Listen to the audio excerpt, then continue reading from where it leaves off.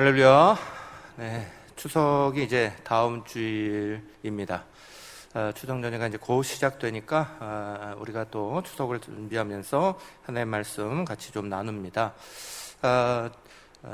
추석을 준비하는 건 우리 그리스도인들에게 음식 준비가 아니라 명절 준비 때는 항상 2달 전부터 영적인 준비를 우리는 먼저 하죠. 그래서 제가 명절 올 때마다 항상 강조 말씀 드립니다.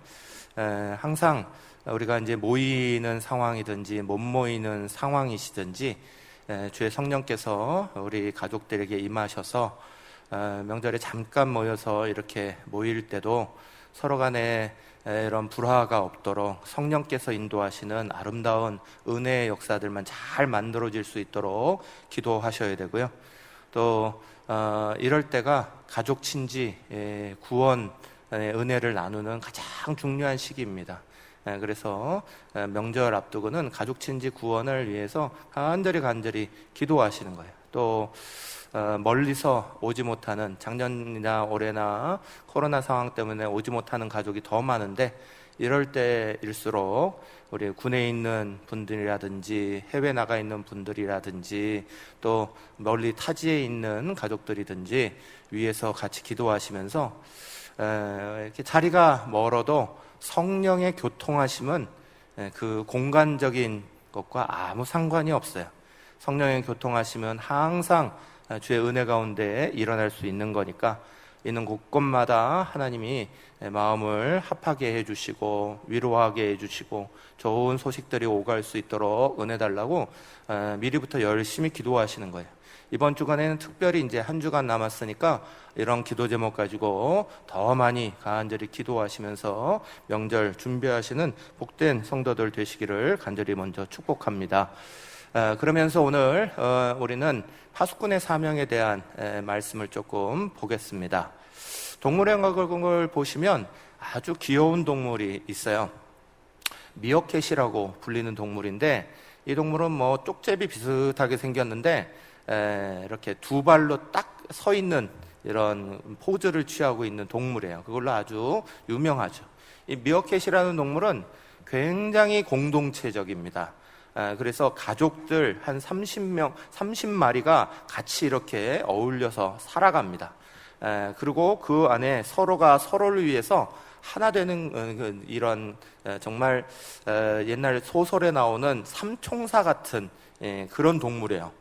이게 무슨 말이냐면 삼총사의 구호가 All for one, one for all이잖아요. 다시 말해서 하나를 위한 전부, 전부를 위한 하나, 뭐 이렇게 외치면서 같이 움직였는데, 이 미어캣이 그래요. 전체 공동체를 위해서 자신을 희생하고 하는 것들을 너무 당연하게 여깁니다. 이 새끼 한 마리를 어떤 어미가 낳으면 혼자 키우는 게 아니라 모든 성숙한 어미 될 만한 나이에 있는 그런 미어캣이 다 젖이 돌아요. 그래가지고 공동으로 유아를 할 수 있고요. 적이 이렇게 침범해가지고 굴에 쳐들어올라 그러면 한 놈이 굴을 막아요. 자기의 몸으로.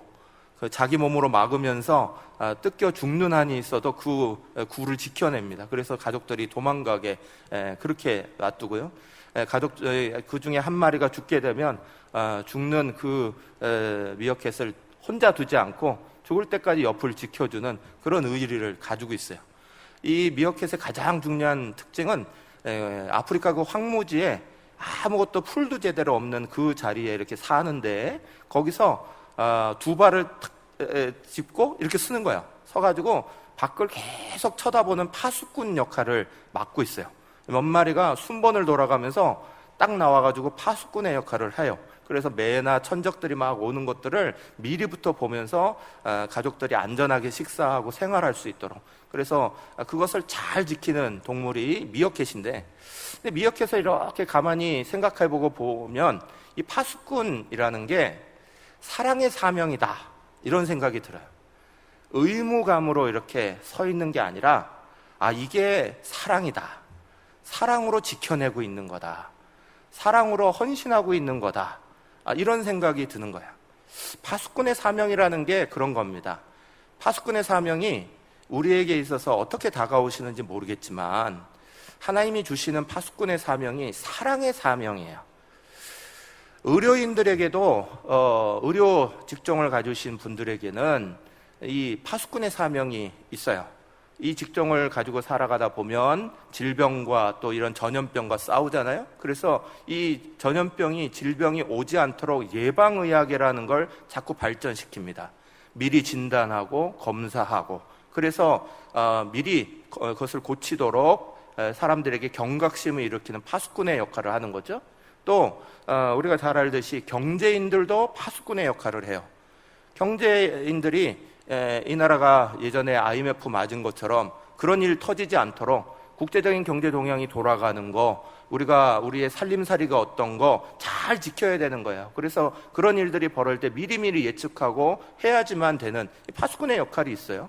교육자는 교육자로서의 파수꾼의 역할이 있어요. 인생에 정말 바른 길 갈 수 있도록, 그래서 악한 길 빠지지 않도록 잘 가르치는 파수꾼의 역할이 있고, 모든 직종은 다 오늘 그 자리만 가르치는 게 아니라 다 파수꾼의 역할이 있는 거예요.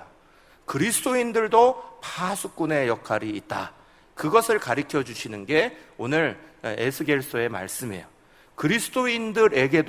그리스도인들이 파수꾼의 역할, 특별히 영적인 파수꾼의 역할을 감당해야 되는데 그 역할이 뭐냐? 그것을 우리 가운데 가르쳐 주시는 말씀이 먼저 오늘 본문 17절에 나옵니다. 에스겔서 3장 17절 말씀 제가 읽겠습니다.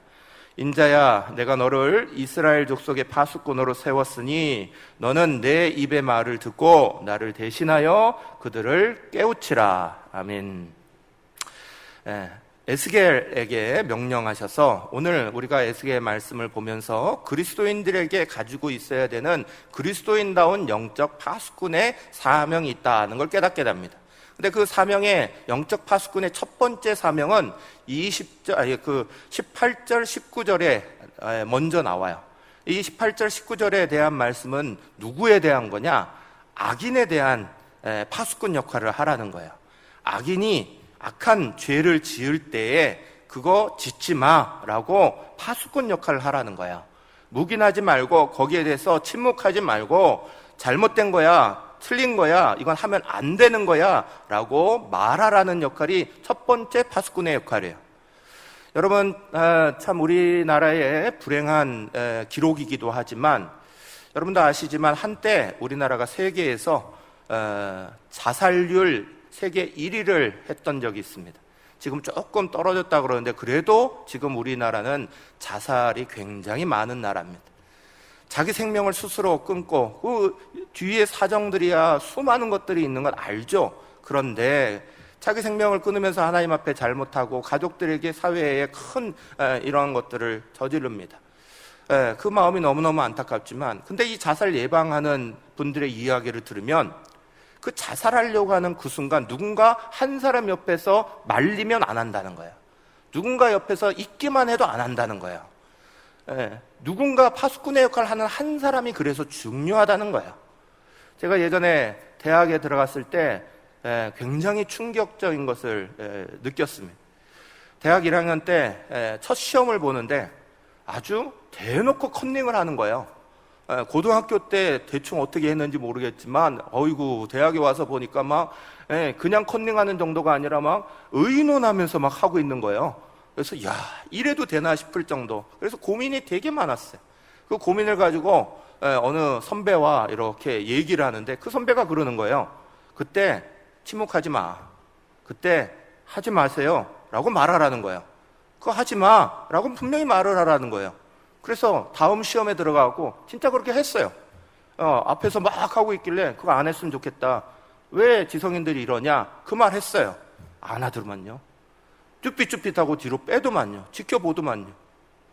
사랑하는 여러분, 성경은 우리 가운데 악한 것으로 가는 것에 대해서, 죄를 짓는 것에 대해서 분명하게 먼저는 경고해라, 그 경고를 하는 게 첫 번째 사명이다 말씀하시는 거예요.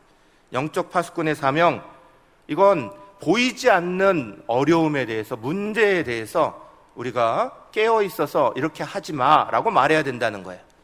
하나님이 살아계시듯이 사단도 오늘 하나님을 대적하며 여전히 이 땅에서 주님 심판하실 때까지 장난질 치고 사람들을 유혹하고 나쁜 짓들을 시키며 나갑니다. 사단은 뿔 달린 괴물처럼 우리에게 다가오지 않아요. 사단은 이런 험악한 형상으로 우리에게 오지 않아요. 사단은 굉장히 평범한 모습으로, 때로는 성경에서 표현하고 있는 것처럼 광명한 천사처럼 다가오고 의의 일꾼처럼 다가온다고 성경은 기록하고 있습니다. 도덕주의자처럼 보이고 평화주의자처럼 보이고 굉장히 논리성이 많은 것처럼 보입니다. 그런데 중요한 건 예수 그리스도에 대해서 분명한 믿음의 고백을 하지 못하게 하죠. 또 예수 그리스도가 오늘 우리에게 와서 심판하실 거라는 것들에 대해서 우리를 피하게 만들어 버립니다. 믿음 생활 제대로 안 해도 충분히 도덕적으로 잘 살 수 있는 것처럼 그렇게 우리에게 은연중에 우리를 가리키는 보이지 않는 적들이 우리 안에 많이 있다는 거예요.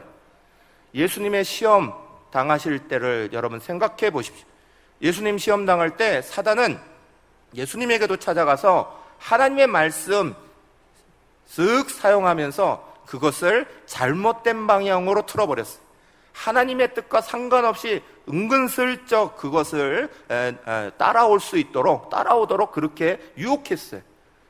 예수님에게도 그렇게 한 사단이 오늘 우리에게 얼마나 많이 도덕주의자처럼 다가오고 평화주의자처럼 다가오고 좋은 얼굴로, 편안한 얼굴로 많이 다가오겠어요. 그렇지만 그것이 하나님의 뜻에 반하는 것, 하나님 앞에 믿음으로 살아가지 못하는 거게 하는 거라면 우리는 분명하게 여기에서 단호히 끊어내야 되는 게 필요한 거예요.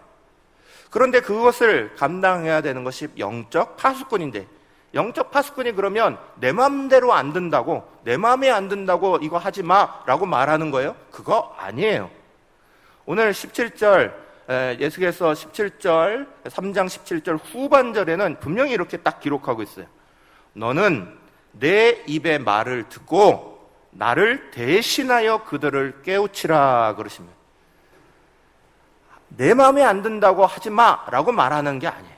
하나님의 뜻에 대하여서 하나님 말씀 듣고 하나님의 뜻에 반하니까 하지 마라고 선언해야 된다는 거야.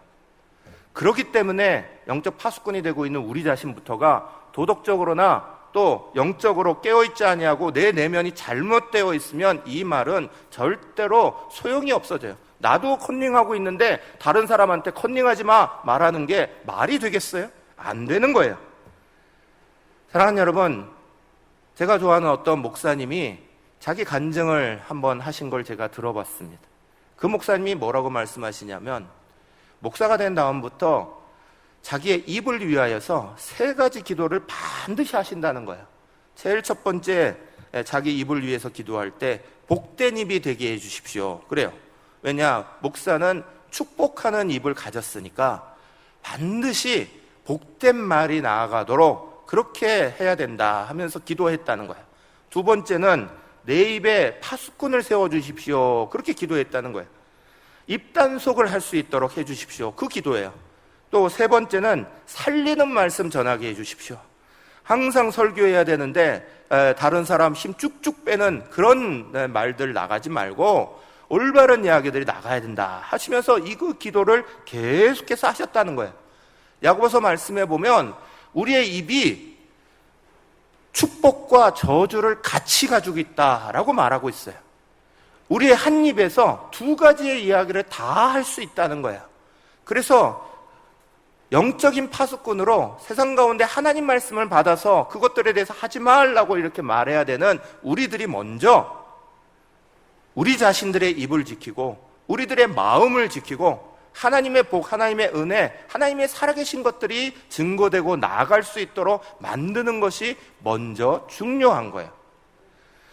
야고보서 3장 2절의 말씀은 이렇게 우리 가운데 가르치죠. 말에 실수가 없는 자가 온전한 자다 그렇게 말합니다. 그만큼 사람들은 말로 실수를 많이 합니다. 가족들이 모였을 때도 괜히 엉뚱한 소리 한마디 툭 해가지고 마음에 상처 주는 것 수없이 던질 수 있다는 거예요. 그러니까 영적으로 기도해야 된다는 거예요. 우리 입술에 먼저 파수꾼 달라고 기도해야 된다는 거예요. 입술에 파수꾼 달라고 하는 기도를 누가 먼저 했는지 아십니까? 다윗이에요. 시편 141편 3절 말씀에 이렇게 말했어요. 여호와여 내 입에 파수꾼을 세우시고 내 입술의 문을 지키소서. 그렇게 말했어요. 사랑하는 여러분, 다윗은 하나님 앞에 마음이 합한 사람이라 그랬어요.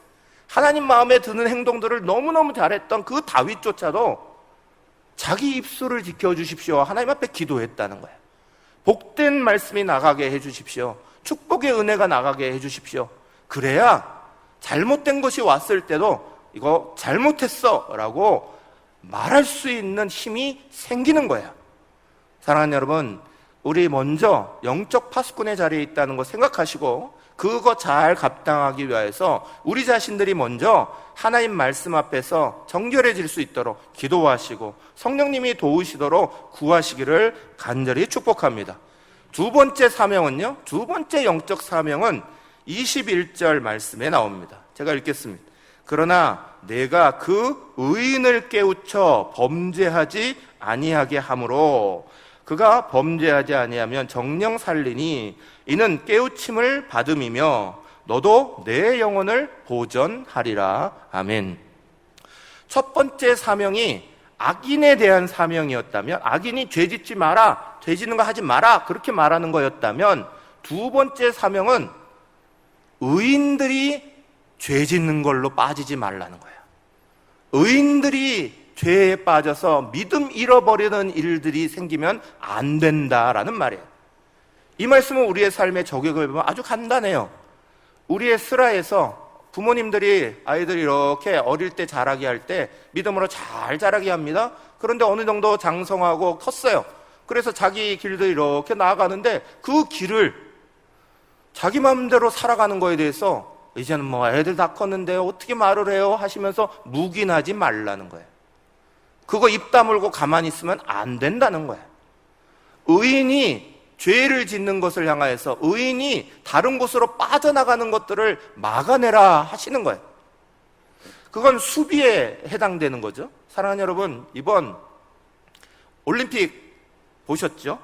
올림픽에서 가장 신나는 것 중에 하나가 여자 배구였어요. 여자 배구가 올림픽 사상 최초로 4강에 진입했잖아요. 얼마나 좋아하고 얼마나 기뻐했어요. 근데 사랑하는 여러분, 그 배구하는 김연경 씨를 비롯해서 수많은 그 배구인들이 막 힘을 쓸 때에 수비가 중요하죠. 그러나 지키려고만 했으면 절대로 이겨내지 못해요. 적극적인 방어는 적극적인 공격 속에 나왔어요. 적극적으로 방어하고 적극적으로 공격하고 뒤로 빠지려고 하지 말고 위축되지 말고요. 그저 지켜내는 것들로 하려고 했다면 이 사강 못 이뤄내죠. 앞으로 열심으로 전진해서요, 최선을 다해서 적극적으로 들어붙었어요. 그랬더니 그 결과는 감동적인 4강으로 우리에게 선물됐어요. 사랑하는 여러분, 우리가 우리의 옆에 수많은 믿음의 사람들이 있습니다. 믿음을 지켜나가고 이렇게 자라나는데 어떻게 유혹이 없고 잘못된 일들이 우리 속에 일어나지 않겠어요? 그런데 그것에 빠져들려고 할 때에 그 옆에서 그것을 지켜내는 적극적인 방법이 필요하다라는 거예요. 그런데 그 적극적인 방법이 뭐냐? 성경이 가르쳐 주신 아주 중요한 방법이 있어요. 로마서 12장 19절에는 이렇게 가르칩니다. 아무에게도 악을 악으로 갚지 말고 모든 사람 앞에서 선한 일을 도모하라. 아멘. 사랑하는 여러분, 위축된 수비로 방어하는 것만이 중요한 게 아니라 그리스도인답게 적극적으로 오히려 그리스도인다운 것을 드러내라는 거예요. 악으로 악을 갚는 것이 아니라 오히려 선한 행동들을 적극적으로 실시하라는 거예요. 데살로니가전서 5장 15절도 똑같은 말씀을 말씀합니다. 삼가 누가 누구에게든지 악으로 악을 갚지 말게 하고 서로 대하든지 모든 사람을 대하든지 항상 선을 따르라 그러셨어요.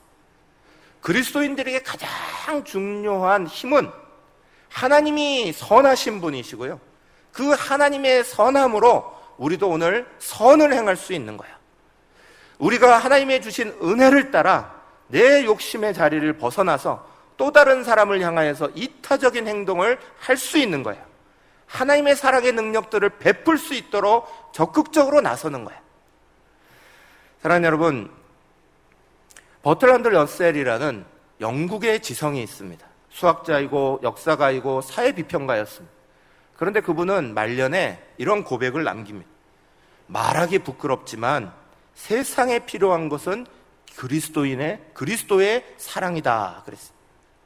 세상에 많고 많은 것들에 대해 비판도 하고 이런 모습 저런 모습 옳고 그름에 대해서 수없이 말했지만 그 어떤 것들보다 정말 사랑에 대해서 말하는 게 필요하다. 긍정적인 것들을 만들어내는 게 필요하다. 하나님의 은혜를 만들어내는 게 필요하다, 이 말이에요. 인본주의 소설가였던 마가니타 라스키라는 분은 죽기 전에 TV 인터뷰를 했습니다. 그 TV 인터뷰에서 이렇게 말합니다. 그리스도인들에게 제일 부러운 것이 있는데 그게 용서다, 그렇게 말했어요. 오늘 나를 용서해 줄 사람이 없다, 이렇게 자기를 진단했어요. 사랑하는 여러분, 우리에게 하나님이 얼마나 놀라운 선물을 주고 계시는지를 잊어버리면 안 됩니다.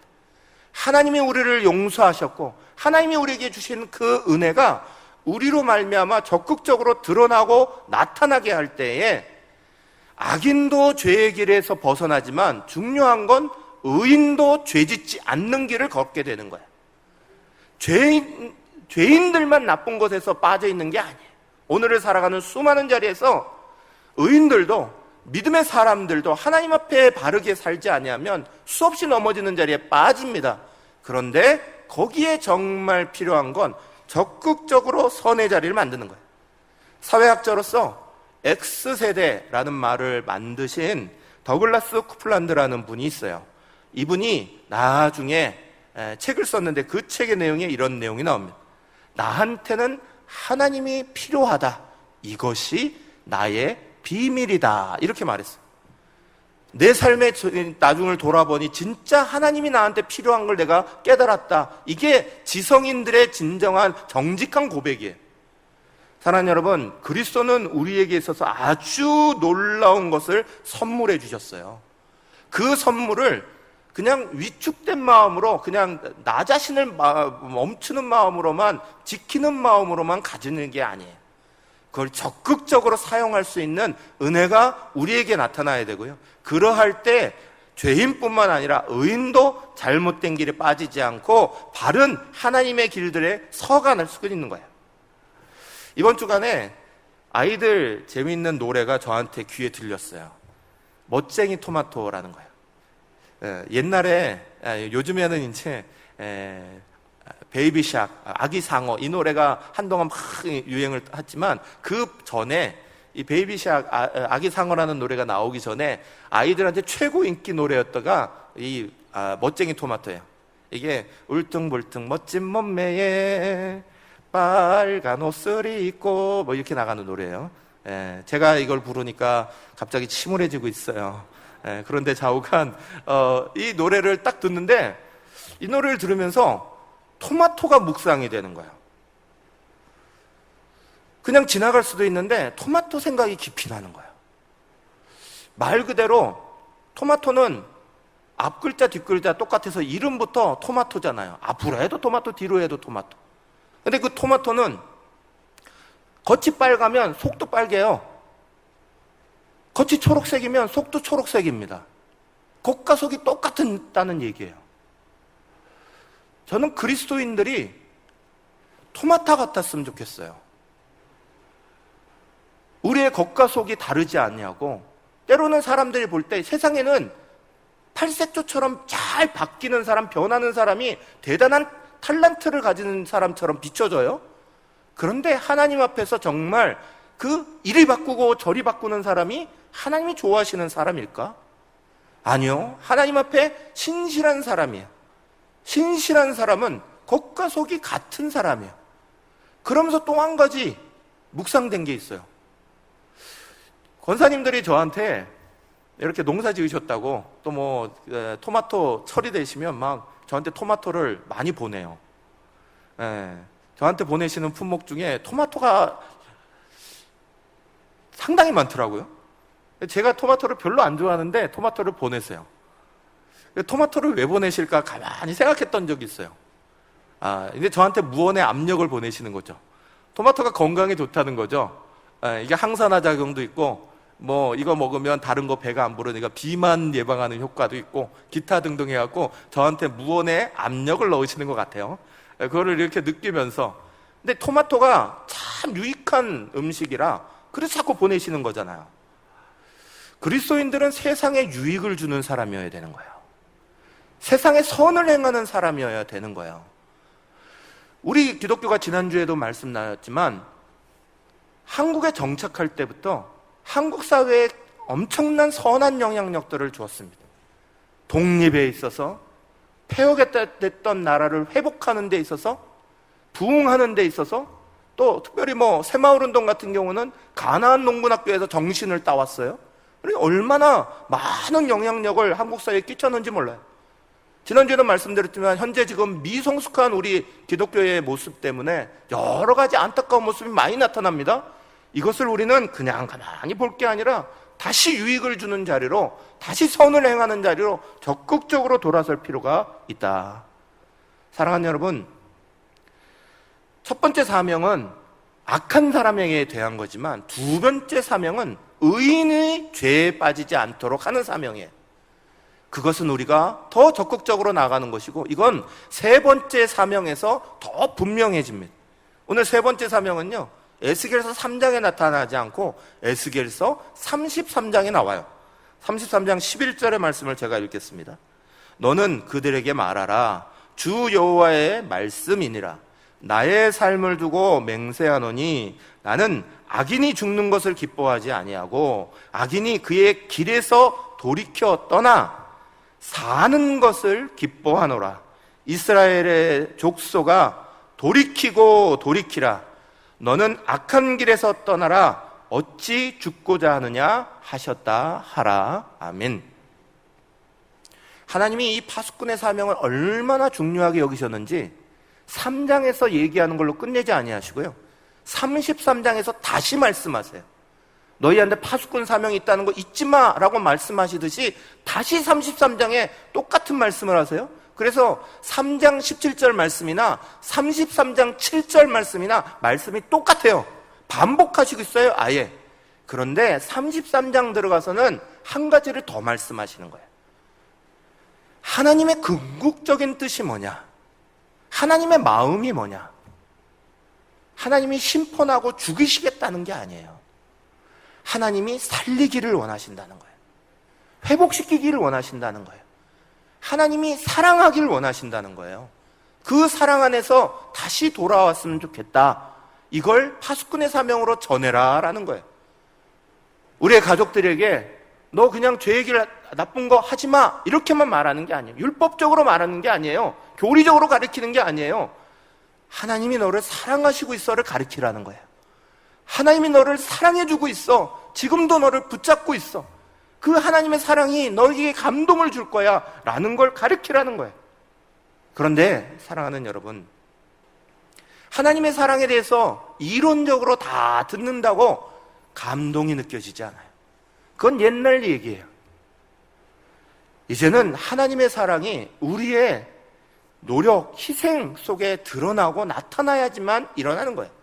그래서 선한 삶이 중요한 거예요. 가족 모임 앞두고도 선한 삶이 중요한 거고요. 공동체적으로도 선한 삶이 중요한 거예요. 파수꾼의 역할을 바로 하려면, 하나님의 사랑을 증거하려면 사랑의 노력들이 실제로 우리의 삶에 일어나야지만 오늘의 살아가는 시대에서는 그것이 다른 사람에게 영향력을 줄 수 있고 그 사람들이 경험할 수 있게 되는 거예요. 2014년에 9월 19일자로 미주에 나오는 미주 LA 중앙일보 판이 있어요. 중앙일보 신문이 있어요. 중앙일보 신문이 LA의 지사를 만들고 LA 중앙일보라는 이름으로 기사를 내는데 2014년 9월 19일자에 아주 재미있는 기사가 떴습니다. 무슨 얘기냐면 텍사스주의 한 지역 방송이 이런 내용을 보도했어요. 치폴레라는 식당이 있는데, 이 치폴레라는 식당은 맥도날드 같은 거예요. 우리나라엔 들어오지 않았지만 이런 패스트푸드점이에요. 근데 이 치폴레라는 식당은 미국의 맥도날드 같은 거는요, 정말 가난한 사람들이 그냥 와서 아침 식사나 뭐나 빨리빨리 때우고 가는 이제 그런 자리거든요. 근데 거기에 한 드라이브스루에 존이라는 분이 들어오셔갖고 자기 음식을 딱 시키고 돈을 지불하면서 자기 값을 훨씬 넘는 $1,000를 낸 거예요. 그러니까 이거를 받는 종업원이 딱 받고는 깜짝 놀랐죠. 그래서 점장을 불렀어요. 그랬더니 이분이 말하기를, 이거 가지시고 뒤에 오시는 분들에게 식사를 대접해 주십시오. 누군지 뭐 말 안 하셔도 됩니다. 그러면서 갔어요. 다음에 분부터 시작해서 이 점장이 이것을 실시했어요. 한 1시간 만에 다 나갔는데 한 88명이 이 혜택을 봤어요. 그 혜택을 보던 분들 중에 이걸 막 그랬어요. 어떤 분이 지불하고 갔어요. 소리를 듣자마자 엉엉 우는 분도 생겼다는 거예요. 오늘 너무너무 힘들었는데 이 한 끼 겨우 먹으려고 왔는데 누군가가 나에게 이렇게 했다고요? 그러면서 막 엉엉 울면서 감동해서 나가는 거예요. 그 감동이 이 사람에게는 사랑으로 다가오지 않겠어요? 근데 며칠 지나서 플로리다에서 또 이런 일이 벌어졌어요. 세인트 피터스버그라는 곳에 한 스타벅스 매장에 한 분이 가면서 자기 커피값 먹고 뒤에 차도 계산해 주세요 그랬어요. 뒤에 차 아시는 분이에요? 물으니까 아니요, 그분에게 그냥 대접해 주세요. 그러고 갔어요. 뒤 차가 깜짝 놀랄 거 아니에요. 앞에 차가 자기 먹을 것을 계산했다는 걸 듣고. 그래서 이분도 놀라서 그래요? 그러면서 그러면 저도 뒷차 해주세요. 그러면서 갔어요. 이게 11시간 동안 458명에게 이루어졌다는 거예요. 계속 그런 일들이 벌어진 거예요. 우리나라에는 이런 거 없냐? 우리나라에도 있어요. 우리나라에 한동안 미리내 운동이라는 게 있었습니다. 이거 어느 가게 식당에 가서요, 미리 돈을 내놓는 거예요. 그리고 할아버지나 할머니 누가 오시든지 아니면 가난한 청소년들 와서 밥 달라고 하면 주세요. 제가 미리 계산해 놔요. 이거예요. 그 표를 가지고 있는 거인은 언제든지 가서 그거 받아 그냥 먹을 수 있는 거야. 이번에 코로나 상황 터지면서 여러분 기사 보셨을 거예요. 단골 식당이 문 닫게 되니까 많은 분들이 그 단골 식당에다가 미리 선불로 돈을 내놨어요. 그래서 거기를 살렸다는 거예요. 그거 듣는 사람들이 얼마나 감동을 느끼겠어요. 그 감동과 함께 사랑을 경험하지 않겠어요?